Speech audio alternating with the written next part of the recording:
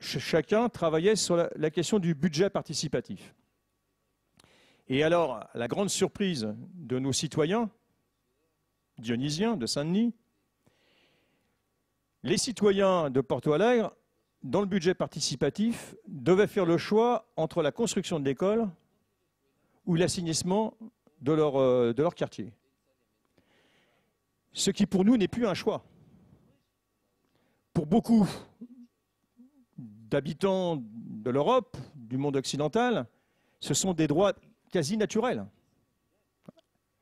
Et je crois qu'il faut vraiment qu'on mesure qu'aujourd'hui, ce que disait Moussa, c'est qu'il y a des droits fondamentaux qui sont encore à conquérir. Mais là où on se rejoint, et ce que disait d'ailleurs Gus, c'est que les droits sont toujours à conquérir, quels qu'ils soient fondamentaux ou qu'ils soient... enfin, ils sont tous fondamentaux, en fait. Mais il y a une hiérarchie. Comme le disait Moussa, quand on ne peut plus dormir chez soi parce que l'eau est partout, les autres droits paraissent bien subalternes. Voilà. Donc il y a là une vraie question sur la hiérarchisation. Et puis je voudrais, en écho à ce qu'a dit Delphine, revenir sur ce que pourrait être, ce que doit être, ou devrait être, l'engagement des pouvoirs locaux par rapport à tous ces enjeux. Delphine l'a dit, on a adopté il y a un an, quasiment jour pour jour, à Florence, cette charte des droits humains. Je me souviens quand, puisque tu n'étais pas là, tu ne pouvais pas être là, c'est moi qui l'ai présentée. C'est moi qui l'ai défendue devant l'Assemblée générale de la CGLU. Et j'ai vu la réaction d'un certain nombre d'élus. Mais on ne peut pas faire ça. On ne peut pas s'engager à faire respecter les droits. Ce n'est pas possible. Il a donc bien fallu leur faire comprendre ce que M. Vendresse a dit au début, c'est que cette charte, c'est un processus. C'est un engagement. Et cette charte n'est pas simplement la propriété ou l'engagement des élus. Il est aussi un engagement citoyen. Et finalement, le rôle des pouvoirs locaux aujourd'hui, face à ce qui se passe au niveau de ce monde, et Gus a parlé de révolution. Alors, je me méfie beaucoup de ce mot-là parce que si on prend l'exemple de la Terre, la révolution, on revient au point de départ.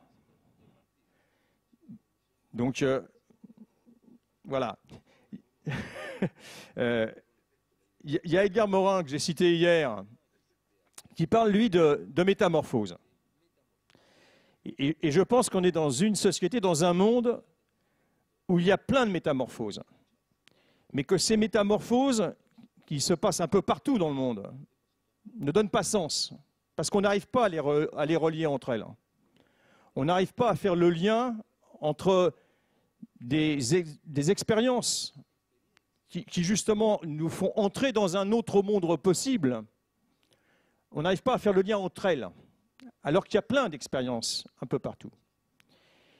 Et finalement, le rôle des pouvoirs locaux progressistes, dans le sens où ils amèneront ces pouvoirs locaux à changer la société, c'est bien de faire l'articulation entre les mouvements sociaux, cette volonté de changement, cette nouvelle appropriation de l'espace public, Agora dont tu parlais, et je dirais les États au niveau national, parce qu'on ne peut pas les dédouaner. On ne peut pas, parce qu'il y aurait un risque majeur finalement, en considérant que tout ce qui est du domaine social relève de la ville et que le reste relève de l'État. Mais on serait dans une dichotomie impossible à gérer. Il faut bien qu'on réinterroge les États sur leur responsabilité sur la question sociale. D'où l'importance, j'y reviens, ce que je disais hier, d'où l'importance que l'ONU accepte que la CGLU, parce qu'elle représente effectivement ses pouvoirs locaux, puisse être membre de l'Assemblée, enfin, ou en tout cas associée à l'Assemblée générale des Nations Unies. On ne peut pas à la fois, en 1996, à Istanbul, reconnaître le rôle prépondérant des villes dans la cohésion sociale, dans le maintien de cette cohésion sociale, et de ne pas leur donner un rôle important dans la façon de penser le devenir de notre société. Et je pense que nous, en tant que pouvoirs locaux, c'est cela qui est notre responsabilité.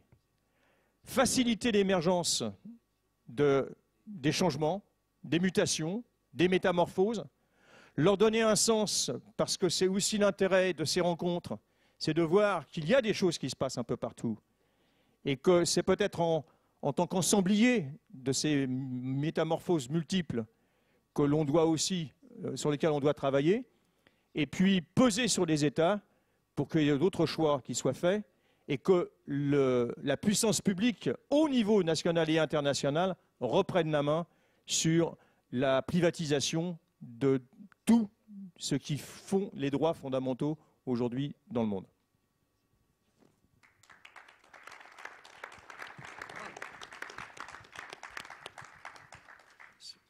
Muchas gracias, Patrick.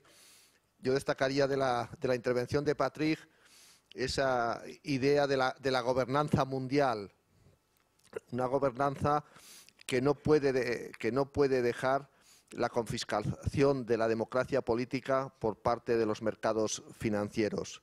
Una gobernanza mundial que requiere que las ciudades estén presentes en los organismos internacionales de representación del nuevo orden mundial. Y, por lo tanto, esa apelación a que en la Asamblea General de Naciones Unidas las ciudades, representadas en ciudades y gobiernos locales unidos, puedan estar presentes y puedan elevar su voz como expresión de una aspiración de cohesión social que emerge para un mundo más justo y más equilibrado. Daremos por último la palabra al presidente al alcalde de Canoas y presidente del Gran Porto Alegre, Jairo Jorge.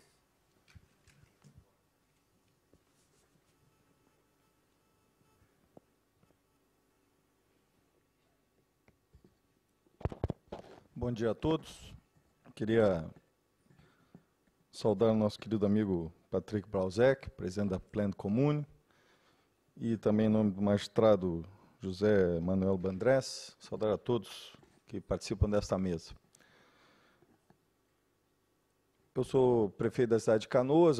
Canoas é uma cidade que está na região metropolitana de Porto Alegre, a segunda cidade, e sou diretor executivo, diretor-presidente de um Conselho Deliberativo Metropolitano, cujo presidente é o governador Tarso Genro, que foi prefeito de Porto Alegre, hoje é governador do Estado. Então, nós vamos falar um pouco sobre a governança metropolitana no seminário da tarde, mas eu queria fazer aqui uma reflexão sobre esta crise que nós estamos vivendo. Essa crise, que é uma crise econômica, uma crise política, uma crise também social, uma crise também ambiental, ela não é apenas uma crise com um elemento, né, econômico. Ele é uma crise paradigmática, uma crise de modelo. E esta crise paradigmática, essa crise de modelo, ela nos apresenta hoje três grandes elementos, três grandes características, eu diria até características perversas. De um lado está a fragmentação, ou seja, nós vivemos hoje um processo radical de atomização, né, de individualização. Eu diria até de um certo narcisismo exacerbado. Hoje as pessoas, né, cada vez mais vivendo a sua individualidade, mas desconectadas, né, da esfera pública, desconectadas, né, da coletividade. O segundo elemento é a fluidez, ou seja, nós temos hoje uma volatilidade. A expressão está, assim, Gus, na financiarização. Porque esta financiarização, a acumulação, ela não está mais nas chaminés do fordismo. Ela está hoje na dinâmica do capital financeiro. E essa volatilidade, ela está presente né, e é um elemento perverso também de mudança da acumulação. O terceiro elemento é a fugacidade, ou seja, nós vivemos um presente eterno. Não há passado e não há futuro. Alguns, né, chegaram a ousar dizer que era o fim da história, né? Vamos lembrar aí o passado. Então, este presente eterno, ele retira de nós, né, não nos permitir revisitar as experiências do passado, a possibilidade de construção do futuro. E, portanto, esta questão da presentificação do presente eterno é também uma característica perversa, né, deste momento que nós estamos vivendo e desta crise profunda e paradigmática. Mas é importante também dizer que se de um lado nós temos a fragmentação, de outro lado nós temos, Patrick, a fluidez, se nós temos, né, a fugacidade, é necessário dizer também que nós vivemos uma dualidade, uma contradição. Porque se ao mesmo tempo, né, nós hoje vivemos o individualismo exacerbado, como eu mencionei, nunca as pessoas estiveram tão conectadas como hoje. Nós temos hoje, né, 2 bilhões de seres humanos que estão conectados hoje através da rede. Nós temos 3 bilhões de pessoas que utilizam hoje celulares. Nós temos hoje uma capacidade de produção compartilhada que é absolutamente fantástica e algo que é absolutamente, radicalmente inovador. A capacidade de nós, né, compartilharmos ideias, a capacidade de nós partilharmos sentimentos, experiências, é a base desta revolução, desta transformação que está acontecendo e que mostra a sua face, ainda pequena, ainda, né, iniciando, sim, na Primavera Árabe, sim, nas ruas de Madrid, sim, nas ruas de Londres, mas eu queria lembrar lá no início dos anos 2000, também na Coreia do Sul, quando nós tivemos talvez uma das primeiras manifestações que surgiram desta capacidade de mobilizar as pessoas através destes novos mecanismos e especialmente das redes sociais. Então, se é verdade que nós temos o individualismo, e temos, é verdade que nós temos hoje capacidade, sim, de produzir uma reação, de produzir conhecimento. Aí está, por exemplo, a Wikipédia, que é um exemplo fantástico desta capacidade, deste potencial de compartilhamento. E isso é absolutamente novo. Então, por isso que diante de nós está a tarefa, né, de pensar as soluções. E é claro que estas características perversas, elas se colocam também na cena pública, se colocam também na cidade. A cidade hoje vive também essas características perversas. Está aí a questão da privatização dos espaços públicos, está aí também a questão da fragmentação, né? A cidade também é reflexo e vive também essas características perversas. No entanto, é necessário dizer que a cidade, ela foi sim a portadora da esperança. A cidade é a maior invenção da humanidade, porque foi a cidade que nos trouxe a alteridade, foi a cidade que nos trouxe a política, foi a cidade que nos trouxe a capacidade de, juntos, construirmos um progresso, desenvolvimento e construirmos um futuro. Na nossa relação no campo, nós vivíamos uma relação fragmentada, uma relação, muitas vezes, familiar, uma relação de clãs, e exatamente a cidade nos trouxe essa possibilidade. Então, a cidade, a polis, que é a mãe da política, é também o elemento potencial para transformar e enfrentar essas características perversas e construir, portanto, né, este outro mundo possível. E eu gostaria de dizer que um dos caminhos que nós temos que pensar, especialmente os governos, né, e os movimentos sociais, é de que a nossa tarefa agora, para enfrentar esta crise paradigmática, é afirmar a radicalização da democracia. Porque a direita não precisa da democracia. A direita hoje, né, com seus golden boys, com seus tecnocratas, ela se apresenta, inclusive, né, colocando a conta nos movimentos sociais e a responsabilidade da crise que ela mesma gerou. Não é à toa que hoje na Grécia, né, como se fossem os trabalhadores e tantos outros países, a Itália e tantos outros, como se fosse a própria população a responsável pela crise que hoje está aí. Como se, né, aquele capitão, o capitânia que levou, né, ao naufrágio tivesse, né, dissesse, olha, os responsáveis pelo naufrágio são os passageiros. Né? É essa a contradição. Mas nós, né, que temos esta visão, nós que, né, temos hoje nos nossos governos locais uma forma de resistência, nós que não aceitamos, né, o consenso de Washington, nós que não aceitamos, né, o fim da história, nós temos sim que radicalizar a democracia, porque é a radicalização da democracia que é o antídoto central, né, um dos antídotos centrais, para que na cidade nós possamos reencantar as pessoas. Porque a cidade tem esse poder, sim, de reencantar as pessoas. A cidade tem, sim, né, a capacidade de coesão. A cidade tem, sim, né, esta capacidade, né, de registrar, de recuperar a história e construir o futuro. Agora, nós vamos afirmar na cidade esta questão da radicalização da democracia com formas, com a democracia participativa, não só com um único instrumento, mas com um conjunto de ideias que leve, sim, à mobilização, encantamento, mas que leve também a uma dessacralização da autoridade. A autoridade, ela está muitas vezes sacralizada. E se nós não temos mais os mesmos problemas que tínhamos no passado, hoje nós temos novos problemas. E a solução está nessa dessacralização, nesta capacidade, sim, de trazer as pessoas que hoje estão, né, de costas para a política, para a esfera pública, estão distantes da esfera pública, trazê-las para que elas sejam portadoras e possam construir, portanto, este futuro. É verdade, sim, que ao fazermos isso nas nossas cidades, e nós, né, estamos procurando fazer isso, nós vivemos hoje um outro problema.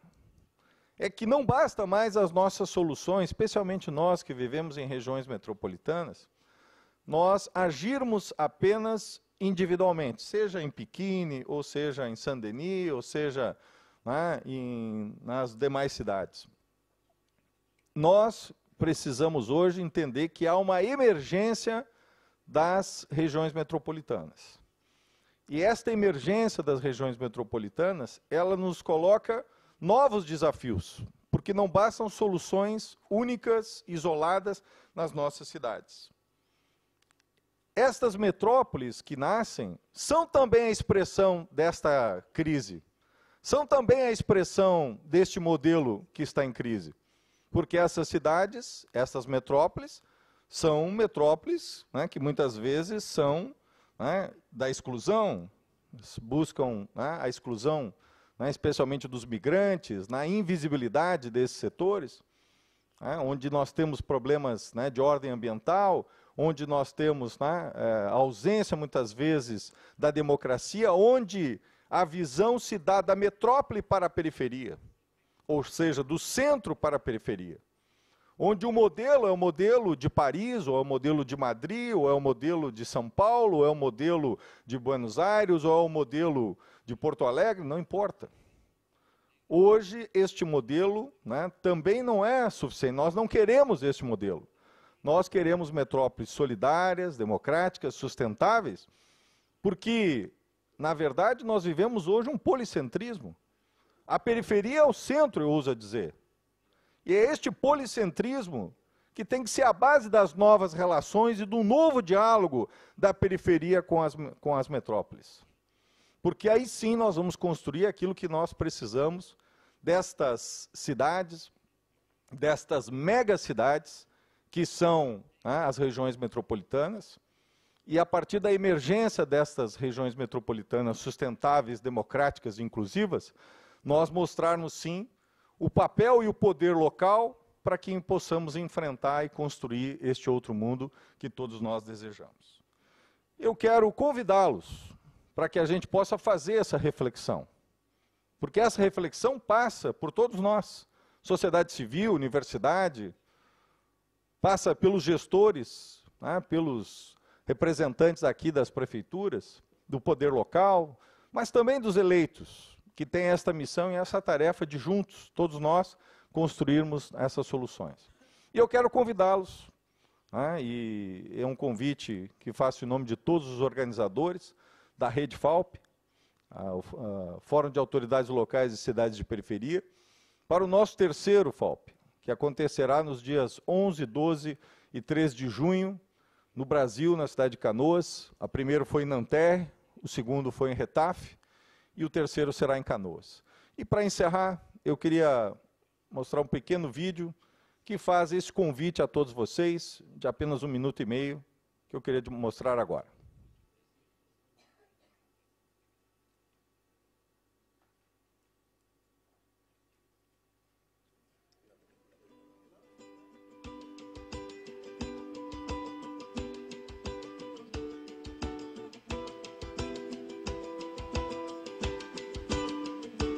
Canoas est la plus grande ville de la région métropolitaine de Porto Alegre, localisée au sud du Brésil.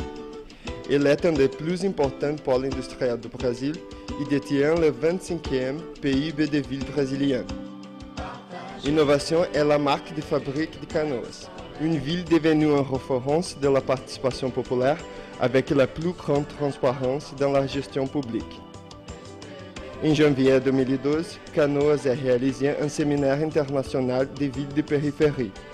Cette rencontre a été le lancement du processus de préparation du 3e Forum des autorités locales de périphérie. Nous construisons un réseau large et ouvert d'autorités locales qui rompent avec le modèle rigide, centralisé et bureaucratique pour une organisation horizontale et démocratique, cultivant la solidarité et la coopération décentralisée. Les débats seront structurés en 5 axes: identité et multipolarité, gouvernance et participation, globalisation et métropolisation, durabilité, bien commun et bien vivre. Canoas vous attend en juin 2013.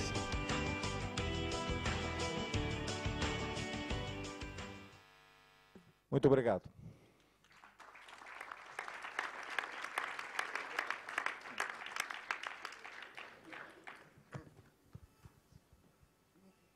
Muchas gracias, Jairo Jorge, por esa apelación que nos hace para luchar por una globalización que sea equilibrada, que logre la democratización de los espacios públicos, la recuperación de los espacios públicos y sobre todo de las áreas metropolitanas.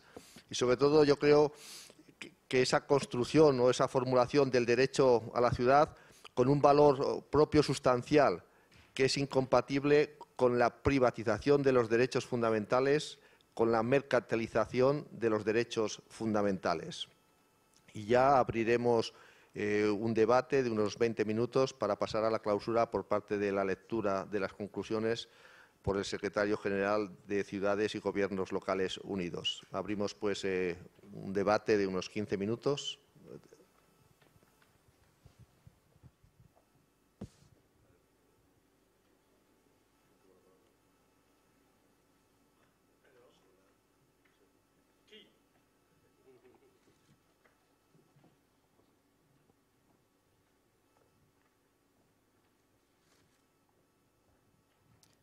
Bonjour à tous, Julie Robet d'Amnesty International Belgique francophone.